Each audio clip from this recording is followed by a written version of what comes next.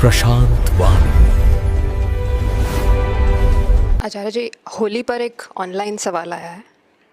कह रहे हैं होली पर लोग चिकन और शराब खाते हैं, इस पर कुछ कहें, क्योंकि मैं समझा समझा कर थक गया हूँ, मेरी तो नहीं सुनते। होली का मतलब होता है होलिका के दहन पर मनाया जाने वाला पर्व, है ना। होलिका के दहन पर।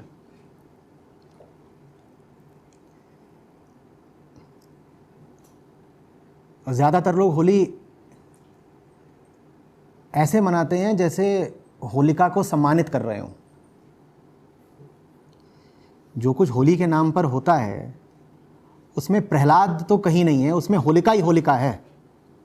लोगों ने ये जो नाम है होली, लगता है इसका कुछ गलत अर्थ कर लिया। उन्हें लगा होली का मतलब है कि आज होलिका माता को याद करना है और उनको प्रेम से श्रद्धांजलि अर्पित करनी है। बेचारियों ने अपनी शहादत दी थी आज।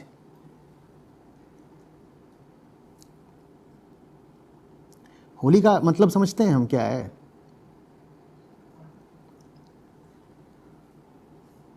होली का मतलब है कि कोई भी कीमत देनी पड़ जाए और कितना भी ताकतवर हो झूठ, उसका साथ नहीं देना है। हिरण्यकश्यप सिर्फ राजा ही नहीं था, प्रहलाद का बाप भी था। और वो छोटू ने कहा कि तुम चाहे राजा हो चाहे बाप हो मेरे, तुम्हारा साथ तो नहीं दूंगा। और वो कोई साधारण राजा नहीं था, वो वरदान प्राप्त राजा था, अगर पौराणिक कथा पर विश्वास करें तो। कथा कहती है कि उसने वरदान ले लिया था, दिन में नहीं मरेगा, रात में नहीं मरेगा, अस्त्र से नहीं मरेगा, शस्त्र से नहीं मरेगा, वगैरह वगैरह, आदमी से नहीं मरेगा, पशु से नहीं मरेगा। बड़ा खतरनाक राजा था। समझ रहे हो बात को? इतना खतरनाक था कि उसने पूरे राज्य में पाबंदी कर दी थी कि भाई अब कोई किसी सत्य का या ईश्वर वगैरह का नाम नहीं लेगा, मेरी पूजा करो मेरी। क्योंकि सत्य अमर होता है ना, और अनंत, जिसका कोई अंत नहीं हो सकता। मेरा भी अंत नहीं हो सकता, क्योंकि मर तो अब मैं सकता ही नहीं। जो न जल में मर सकता, न थल में मर सकता, न दिन में मर सकता, न रात में मर सकता, वो तो अमर ही हो गया। तो मैं ही अमर हूं, तो मैं ही सत्य हूं, तो मेरी ही पूजा करो। और वो छुटके ने बोला कि नहीं, नहीं चलेगा। जैसे वो राजा खतरनाक था, वैसे ही वो बाप खतरनाक था, क्योंकि उसकी एक जबरदस्त बहन थी।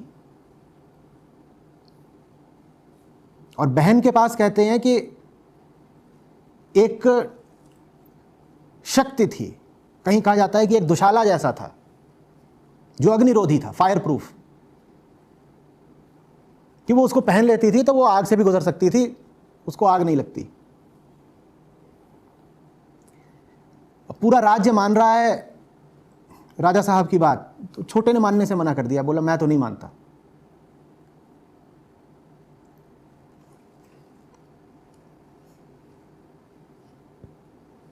तो राजा ने कहा अपने हाथों से इसको क्या मारूं, बुरा लगेगा। पहले तो उसको बहुत लालच दिए और बहुत डराया धमकाया भी, वो काहे को माने। बोला मैं नहीं मानता, आप होंगे मेरे बाप, चाहे आप होंगे राजा, चाहे आप होंगे वरदान प्राप्त, मैं नहीं मानता तो नहीं मानता।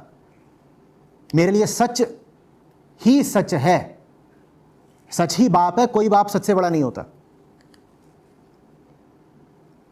तो देवी जी आई हैं, देवी जी को कहा गया है कि इसको ना चुपचाप गोद में बैठा करके आग से गुजर जाओ, तुम्हें तो कुछ नहीं होगा, ये मर जाएगा। कुछ ऐसी व्यवस्था की गई होगी कि लगे कि दुर्घटना हो गई है, नहीं तो उसको मार नहीं था तो खुद ही मार देता। बहन को काहे को बीच में लाता? तो बहन को बीच में शायद इसीलिए लाया होगा कि लगे कि भाई बुआ के साथ घूम रहा था, बेचारा दुर्घटना में मारा गया। अब बुआ जी उसको लेके आग से निकली तो कहने वाले कहते हैं कि कुछ ऐसी हवा चली कि बुआ जी ने जो पहन रखा था वो उड़ करके प्रहलाद पे चला गया। तो प्रहलाद तो बच गया, और बुआ जी को इतने जख्म आए होंगे, इतना जल गई होंगी कि बुआ जी फिर साफ हो गई। छोटू अपना कूद फांद के भाग आया होगा, बच गया।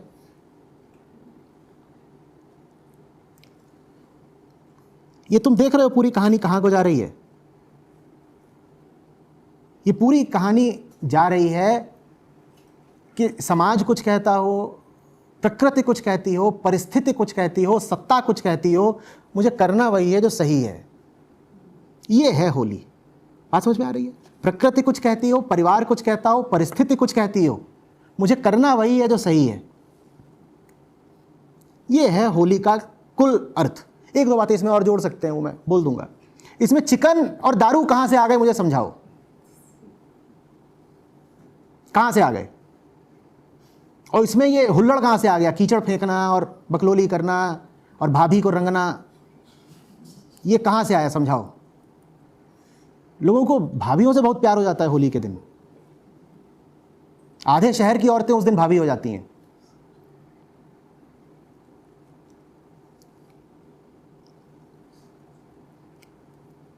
अब राजा को आया गुस्सा, बोला तू बहुत फायर प्रूफ हो रहा है ना, तो एक लोहे का खंभा बिल्कुल गर्म करा दिया। बोला तुझे तो आग से कुछ होता नहीं, तो ये खंभा है, जा लिपट जा इससे। भाई तू तो अभी अभी आग से गुजर के आया है, तुझे कुछ हुआ नहीं, बुआ बेचारी मर गई, तो ये खंभा भी मैंने गर्म करा दिया, जाके लिपट जा। अब छोटू को डर तो लगा होगा, जो भी हुआ होगा, पर प्रहलाद बोला ठीक है, पर आपको तो नहीं मान लूंगा भगवान। दुनिया को आप बुद्धू बना सकते हो, मुझे तो पता है ना आप कौन हो, नहीं मानूंगा। तो गया वो खंभे को, और फिर कहानी में इस तरह से है कि उसी खंभे से फिर एक जीव प्रकट हुआ जो आधा शेर था आधा इंसान था। और समय क्या हो रहा था उस वक्त? सूर्यास्त का हो रहा था, जब न दिन था न रात थी। और उसने पकड़ लिया हिरण्यकश्यप को और अपनी गोद में लिटा लिया। तो माने आप न तो हवा में हो, ना आप जमीन पर हो, और था कि न अस्त्र से मरोगे न शस्त्र से, माने हाथ में पकड़ी हुई चीज से भी नहीं मरोगे, और जो उड़ती हुई चीज आती है प्रोजेक्टाइल, उससे भी नहीं मरोगे। तो उसने कहा ठीक है, कुछ हाथ में पकड़ नहीं रखा, उसने मारा अपने नाखूनों से।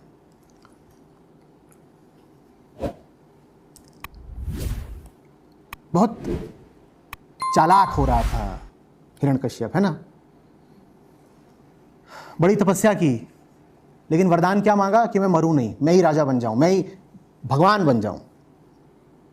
आप देख रहे हो, तपस्या करना भी एक संसाधन होता है, पर उसका इस्तेमाल किस तरफ कर रहे हो। तपस्या में मेहनत लगती है, अनुशासन लगता है, और हम बहुत सारे अनुशासित लोगों को देखते हैं, पर किस लिए इतने अनुशासित हो तुम? पाना क्या चाहते हो? हिरण्यकश्यप ने भी बड़ी तपस्या, बड़ा अनुशासन दिखाया, लेकिन किस लिए? अपने अहंकार को और बढ़ाने के लिए। और फिर बड़ी चालाकी भी दिखाई वरदान मांगने में। देख रहे हो चालाकी क्या? कि ऐसे नहीं मरूं, ऐसे नहीं मरूं, ऐसे नहीं मरूं, ऐसे नहीं मरूं। वो सारी चालाकी एक नन्हे की सरलता के आगे परास्त हो गई। इसमें चिकन और दारू कहां है? इस पूरी कथा का, इस पर्व का चिकन और शराब से क्या संबंध है, मुझे समझाओ, बताओ। तुम एक नन्हे बच्चे की सरलता की सफलता का उत्सव मना रहे हो, तुम एक दुर्दांत सम्राट के अहंकार और चालाकी की पराजय का वैभव मना रहे हो। इसमें चिकन और दारू कहां से आ गए? बोलो।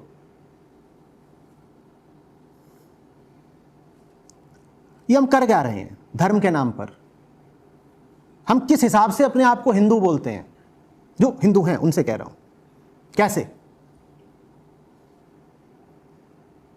ये त्योहार रचा गया है आपको बताने के लिए कि अहंकार कितना भी चालाक हो जाए, परम सत्ता से तो नीचे ही रहेगा।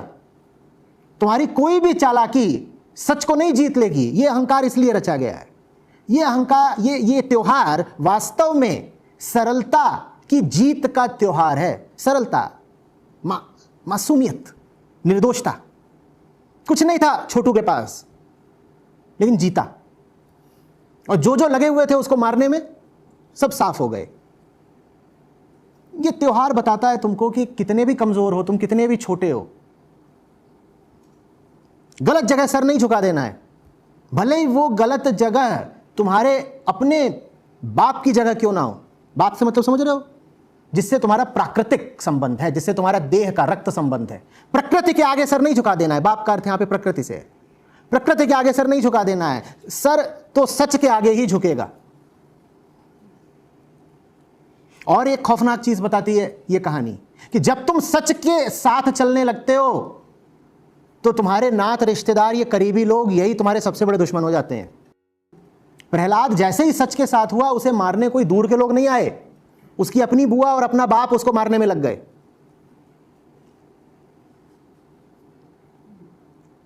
समझ में आ रही है बात?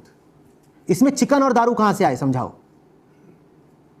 या कहानी में कहीं यह भी लिखा हुआ है कि प्रहलाद इसलिए बच गया क्योंकि साइड में एक छोटी सी रखे हुए था, तो डर नहीं लग रहा था उसको।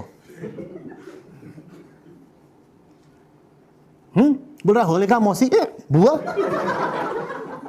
अरे क्या हुआ? हमें तो कुछ नहीं हुआ, क्यों जल गई बुआ? कुछ ऐसा था। तो होली का संबंध शराब से कैसे लग गया? यहां तो जो सबसे बड़ा दुराचारी है उसकी मौत की बात है। वो मुर्गे ने क्या बिगाड़ा है तुम्हारा कि मुर्गा हिरण्यकश्यप है, उसको क्या मारा? बोलो, मुर्गे को क्यों मारा?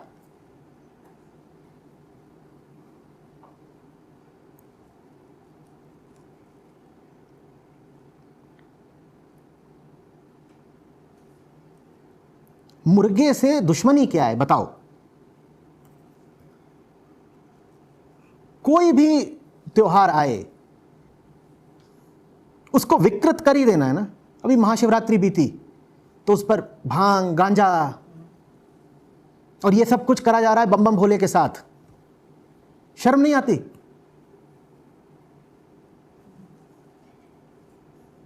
एक को मैंने पकड़ा था एक बार, बोलता है मैं तो भोले का भूत हूं। मैंने कहा भोले का तो तू नहीं है पहली बात, और भूत तुझे अब मैं बनाऊंगा।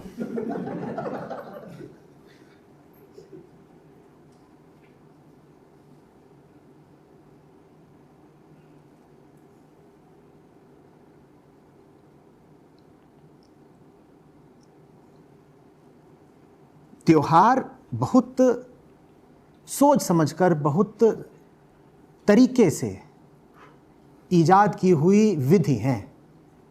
हर त्योहार आपको कुछ याद दिलाने के लिए आता है, एक तरह की अनुगूंज है वो, रिमाइंडर। साधारण चीजें जो आप रोजमर्रा की जिंदगी में भूले हुए रहते हैं, उन पर से धूल हटाने के लिए आते हैं त्योहार। साल में 2 बार, 5 बार, 10 बार। जीवन के मूलभूत सिद्धांत आपको फिर से स्मरण में आ जाएं, इसलिए है त्योहार। तो त्योहारों का दिन तो चेतना के विशेष अनुशासन के साथ मनाना होगा ना, या उस दिन और ज्यादा लफंगाई करनी है, और ज्यादा अपने आप को छूट दे देनी है बेवकूफियों की और बदतमीजियों की। कि आमतौर पर जितने जानवर नहीं कटते प्रतिदिन, उससे कई गुने कट रहे हैं त्योहार के दिन। ये कौन सा त्योहार है?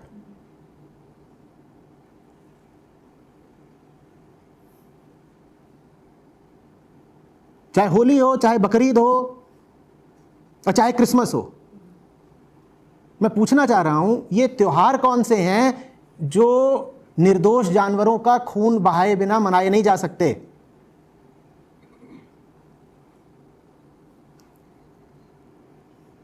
और होली इत्यादि पर तो कभी परंपरा भी नहीं थी ये सब करने की। ये कहां से भारत में प्रभाव आ रहे हैं कि अब होली पर और दिवाली पर भी मांस खाना प्रचलित होता जा रहा है? कौन सिखा रहा है हमें ये सब?